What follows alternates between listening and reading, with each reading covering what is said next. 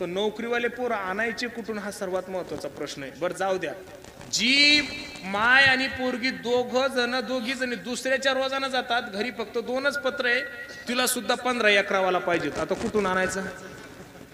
पण हा 15 एकर पाहिजेत ना, पण कमीत कमी हिच्या घरी 10 एकर पाहिजेत. दोघी मायले की दुसऱ्याच्या शेतात खुरपायला आहे. आणि एकर किती पाहिजेत? 15 एकर. आणि परत तिची ती नकटी माय म्हणते माझी पोरगी शेतात जाणार नाही.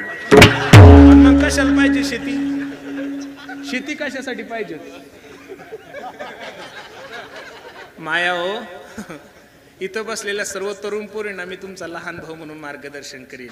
माझ्यापेक्षा जे छोटा आहे त्यांना मी तुमचा मोठा भाऊ मार्गदर्शन करील. पोरीनो, लग्न करत असताना तुमच्यापेक्षा सुंदर पोरग पाहू नका, तुमच्यापेक्षा पैशावालं पाहू नका, नोकरीवालं पाहू नका, आणि त्याचं घर किती चांगलं हेही पाहू नका. लग्न करत असताना प्रत्येक मुलीनं फक्त निर्व्यसनी मुलासोबत लग्न करा. तुमचा